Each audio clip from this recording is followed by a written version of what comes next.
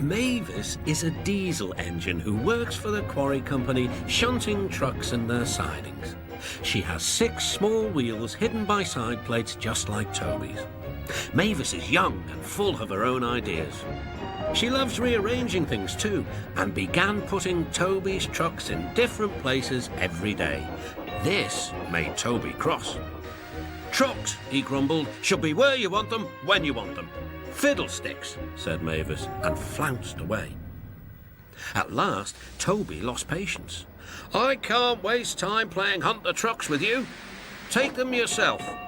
Mavis was pleased. Taking trucks made her feel important.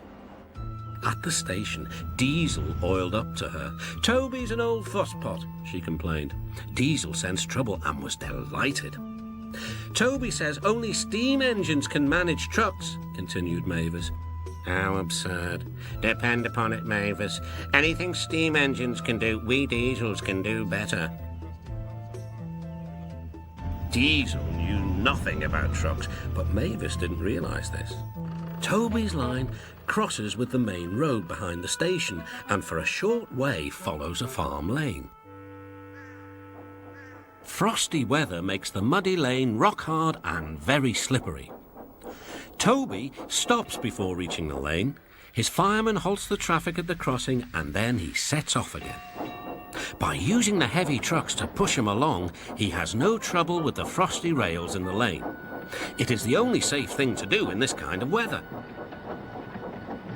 Toby warned Mavis and told her just what to do. "I can manage, thank you," she replied. "I'm not an old fusspot like you." The trucks were tired of being pushed around by Mavis. "It's slippery," they whispered. "Let's push her around instead." "On, on," they yelled. Mavis took no notice.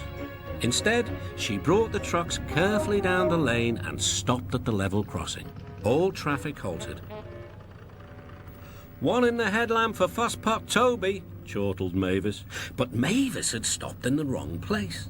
Instead of taking Toby's advice, she had given the trucks the chance they wanted. Hold back, they cried. "Grrr, up," ordered Mavis. The trucks just laughed and her wheels spun helplessly. Workmen sanded the rails and tried to dig away the frozen mud, but it was no good. Everyone was impatient. "Grrr, ah!" wailed Mavis. Toby was in the yard when he heard the news. "I warned her," he fumed. "She's young yet," soothed his driver, "and—" "She can manage her trucks herself," interrupted Toby. "They're your trucks, really," his driver replied. "Mavis is supposed to stay at the quarry if the Fat Controller finds out." Yes," said Toby thoughtfully. He and his driver agreed that it would be best to help Mavis after all. An angry farmer was telling Mavis just what she could do with her train. "Having trouble, Mavis?" chortled Toby. "I am surprised." "Gosh," said Mavis. With much puffing and wheel slip, Toby pushed Mavis and the trucks back.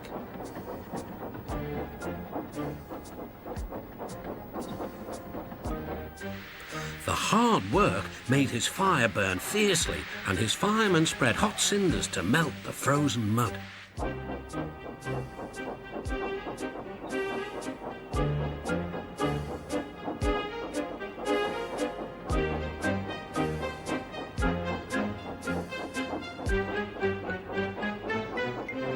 At last they had finished.